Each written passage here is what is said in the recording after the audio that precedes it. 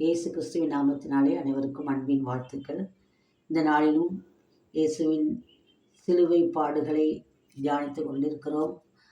அவர் சிலுவையிலே நம்முடைய பாவங்களுக்காக அடிக்கப்படும்படியாக அவர் சிலுவையில் தொங்கும்போது சொன்ன வார்த்தைகளில் நாம் தியானித்துக் கொண்டிருக்கிறோம்.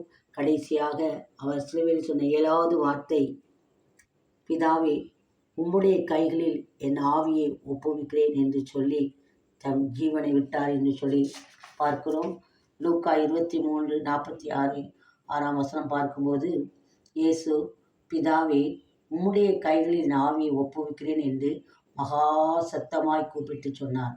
இப்படி சொல்லி ஜீவனை விட்டார் என்று சொல்லி வேதத்தில் நாம் பார்க்கிறோம். அவருடைய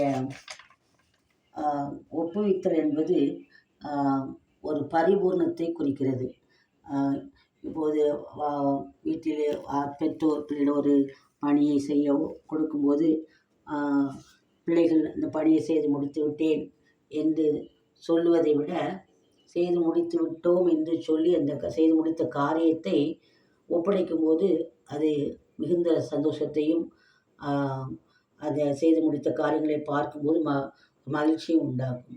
வகுப்பறையிலே ஆசிரியர் பிள்ளைகளுக்கு சொன்ன ஹோம்ஒர்க்கை பிள்ளைகள் வீட்டில் வைத்து செய்து முடித்துவிட்டு பள்ளியிலே வந்து ஆசிரியரிடம் செய்து முடித்து விட்டோம் என்று சொல்வதை விட, அந்த முடித்த வீட்டு பாடங்களை ஆசிரியரிடம் வந்து சொல்லும் போதோ அல்லது அவற்றை புத்தகங்களிலே அல்லது நோட்டுகளிலே எழுதினதை ஒப்படைக்கும் போது அது ஆசிரியருக்கு இன்னும் அதிகமான ஒரு மகிழ்ச்சியை, சந்தோஷத்தை கொடுக்கும். நாம் சொன்ன கட்டளையின்படியே, தான் சொன்ன வார்த்தையின்படியே பிள்ளைகள் செய்து முடித்துவிட்டு ஒப்படைத்திருக்கிறார்கள் என்ற சந்தோஷத்தை உண்டாக்கும். அதேபோல் இயேசு பிதா இந்த உலகத்துக்கு அனுப்பின நோக்கத்தை எல்லாம் பரிபூர்ணமாய் நிறைவேற்றி முடித்தார். பிதா அனுப்பின நோக்கம், அவர் மனுக்குலத்தை ரட்சிக்க, பாவத்திலிருந்தும் சாபத்திலிருந்தும் பிசாசின் பிடியிலிருந்தும் மற்றும் மரணத்திலிருந்தும் அவர்களை விடுவித்து, பயத்திலிருந்து அவர்களை விடுவித்து, அவர்களை மீட்டு ரட்சித்து, அவர்கள் இந்த உலகத்தில் வெற்றியுள்ள வாழ்க்கை வாழ்ந்து நித்திய ராஜ்யத்தை சுதந்திரிக்கும்படியாக தேவ பலனை பெற்றுக்கொள்வதற்காகவும் மற்றும் உலகத்தின் பாவங்கள் அத்தனையும் சுமந்து தீர்க்கும்படியாக பரிசுத்த பாவ நிவாரண பலியாக ஒப்புக் கொடுக்கப்படும்படியாகவும் பிதா தன்னுடைய குமாரனாகிய இயேசு கிறிஸ்துவை இந்த உலகிற்கு அனுப்பினார்.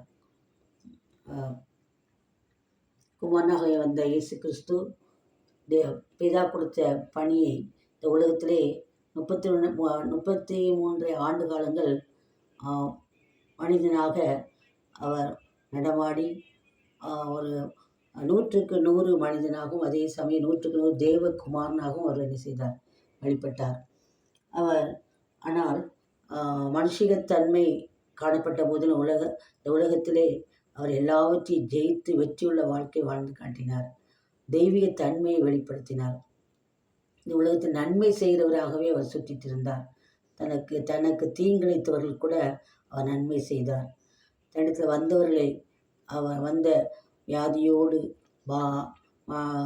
வந்தவர்களுக்கு அவர் சுகத்தை கொடுத்தார். பாவத்தை குறித்து எச்சரித்தார். மனந்திரும்புங்கள், பரலோராஜ்யம் சமீபித்திருக்கிறது என்று தேவனுடைய ராஜ்யத்தை குறித்து அவர் பேசினார். நித்திய ராஜ்யம் உங்களுக்கு ஆயத்தமாக்கப்பட்டிருக்கிறது என்று சொல்லி கூறினார். விதமாக பிதாவின் கொடுத்த வேலையை தன்னுடைய வாழ்நாட்களை செய்து கொண்டு வந்தார்.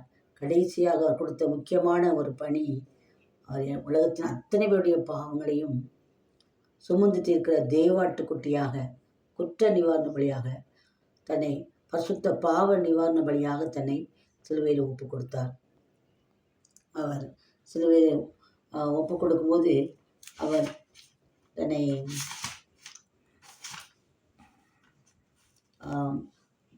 கடைசியாக எல்லாவற்றையும் கொடுத்த வேலையை முடித்து எல்லாம் முடிந்தது என்று சொன்னவர் சிலுவையில் வேதனையினால் மரணமடையவில்லை.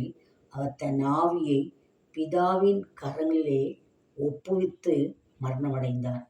ஏசாயா 53:12 கூறப்பட்டபடி, அவர் தம்முடைய ஆத்துமாவை மரணத்தில் ஊற்றி அக்கிரமக்காரில் ஒருவராக எண்ணப்பட்டு அநேகருடைய பாவத்தை தாமே சுமந்து அக்கிரமக்காரருக்காக வேண்டிக் கொண்டது நிமித்தம் அநேகரை அவருக்கு பங்காக கொடுப்பேன் என்ற வார்த்தையின்படி அவர் வேத வாக்கியங்கள் கூறின வார்த்தையின்படி பிதாவின் சித்தத்தை பரிபூர்ணமாக நிறைவேற்றி முடித்து பிதாவின் கரங்களில் ஒப்புவித்து மரணமடைந்தார்.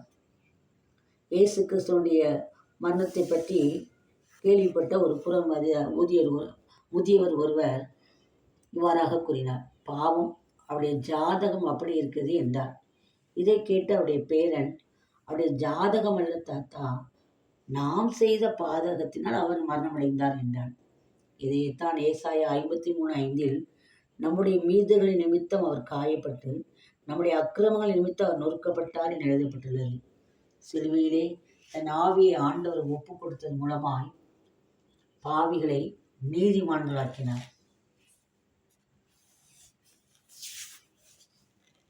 ரோமர் 5:19 அன்றியும் ஒரே மனுஷனுடைய கீழ்ப்படியாமையினாலே அநேகர் பாவிகளாக்கப்பட்டது போல ஒருவருடைய கீழ்ப்படினாலே அநேகர் நீதிமான்களாக்கப்படுவார்கள் என்று வாசிக்கிறோம்.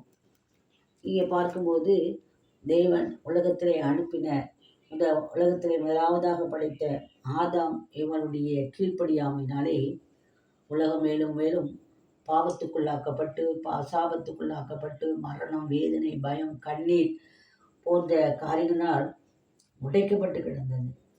ஆனால் பிதாவாகிய தேவன் மனுக்குலத்தை மேல் வைத்த அளவற்ற அன்பினாலே குமாரனாய் இயேசு கிறிஸ்துவாய் இந்த உலகத்திலே அவர் வந்தார். பிதா அவரை அனுப்பும்போது அவருடைய வார்த்தைக்கு அப்படியே கீழ்ப்படிந்ததினால், ஒருவருடைய கீழ்ப்படினாலே இன்றைக்கு அநேக நீதிமான்களாக்கப்படுவார்கள் என்ற வார்த்தையின்படி அவருடைய வார்த்தையை விசுவாசித்து வந்த அத்தனை பேர் நீதிமான்களாக்கப்பட்டு கொண்டிருக்கிறோம். அவர் நம்முடைய பாவங்களுக்காக ஒப்பு கொடுக்கப்பட்டும் நாம் நீதிமான்களாக்கப்படுவதற்காக எழுப்பப்பட்டும் இருக்கிறார் என்று ரோமர் 4:25 நாம் பார்க்கிறோம். நாம் இயேசு கிறிஸ்துவை ஏற்றுக்கொள்ளும் போது பாவத்திலிருந்து விடுதலை பெறுகிறோம், நீதிமான்களாகிறோம். இதையே ரோமர் 8:33-34 நாம் அதை வாசிக்கிறோம். அது மாத்திரமல்ல, இந்த உலகத்தின் பிரபஞ்சம் என்றால் அது போல உலகம், இந்த உலகம் பாவத்தில் மூழ்கி கிடக்கிறது, பாவத்தினால் சாபத்தினால் நிறைந்திருக்கிறது. ஆனால் அவற்றிலிருந்து விடுதலை பெற முடியாதபடிக்கு தவித்து கொண்டிருக்கிற மனு குலத்தை பலனை கொடுத்து அவர் மீட்டெடுத்து விடுதலையுள்ள வாழ்க்கை வாழ்வதற்காக குமாரனாகிய இயேசு கிறிஸ்து தன்னை முழுமையாக பிதாவின் சித்தத்தை நிறைவேற்றுவதற்கு தன்னை அர்ப்பணித்தார். கலாத்தியர் 1:4 அவர் நம்மை இப்பொழுது இருக்கிற பொல்லாத பிரபஞ்சத்திலிருந்து விடுவிக்கும்படி நம்முடைய பிதாவாகிய தேவனுடைய சித்தத்தின்படியே நம்முடைய பாவங்களுக்காக தம்மை தாமே ஒப்பு கொடுத்தார் என்று சொல்லி பார்க்கிறோம். அதாவது பொல்லாத உலகத்தில் வாழ்ந்து கொண்டிருக்கிற மனிதர்களுக்குள்ளாய் காணப்படுகிற இந்த உலக காரியங்கள் அவர்களை இழுத்து பாவத்துக்குள்ளாகவும் சாபத்துக்குள்ளாகவும் மரணத்துக்குள்ளாகவும் கொண்டு சென்று அவருடைய ஆவி, ஆத்மா, சரீரத்தை அழிக்க நினைக்கிற எல்லா விதமான உலகத்தின் ஆசை இச்சையிலிருந்து விடுதலை கொடுத்து வெற்றியுள்ள வாழ்க்கை வாழும்படியாக தான் இயேசு இந்த கல்வாரி சிலுவையிலே அந்த மரணத்தை ஏற்றுக்கொண்டு எல்லாவற்றையும் மனிதனை மீட்டெடுப்பதற்காக எல்லாவற்றையும் சிலுவையில் செய்து முடித்து விட்டு தன்னுடைய ஆவியை பிதாவே உடைய கையில் ஒப்புவிக்கிறேன் சொல்லி கொடுத்தார். அன்பை வெளிப்படுத்தினார். என்றால் இன்றைக்கு உலகத்தில் நல்லவனுக்காக ஒருவன் மறிக்க துணியலாம், நீதிமானுக்காக ஒருவர் மறிக்கலாம். ஆனால் பாவிகளாக இருக்கிற ஒருவனுக்காக யாரும் மறிக்க முடியாது. ஒரு பாவியை நேசித்து யாரும் அன்பு செலுத்தி உதவி செய்ய முடியாது. ஆனால் இயேசு அவர் நாம் பாவிகளாக இருக்கையில் கிறிஸ்து நமக்காக மரித்ததினாலே தேவன் நம்மேல் வைத்த தமது அன்பை விளங்க பண்ணுகிறார் என்று ரோமர் 5:7-8 வாசிக்கிறோம். இயேசு கிறிஸ்து நம்மீது வைத்த அன்பினாலே சிலுவை மரணத்தை ஏற்றுக்கொண்டார். அது மட்டும் இல்லை, கிறிஸ்து நமக்காக தம்மை தேவனுக்கு சுகந்த வாசனையான காணிக்கையாகவும் பலியாகவும் ஒப்பு கொடுத்து நம்மில் அன்பு கூர்ந்தது போல நாமளும் அன்பிலே நடந்து கொள்ள வேண்டும் என்று அன்பை வெளிப்படுத்தினார்.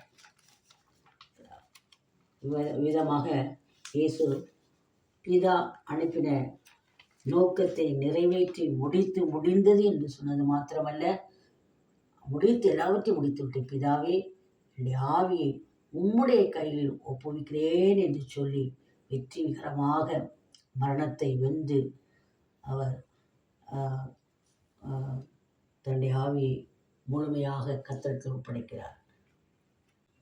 இயேசு நமக்காக சிலுவையிலே எல்லாவற்றையும் செய்து முடித்து வெற்றி சிறந்தபடியால் இன்றைக்கு நாமும் அவருடைய பலனை பெற்று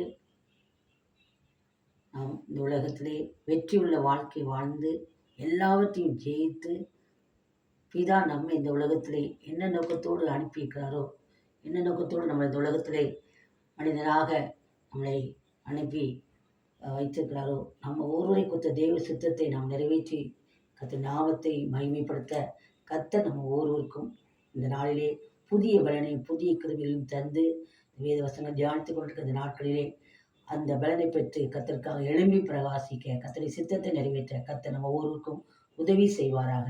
இயேசு கிறிஸ்துவின் நாமத்தினாலே ஒவ்வொருவருக்கும் என்னுடைய அன்பான வாழ்த்து வணக்கத்தை தெரிவித்துக் கொள்கிறேன்.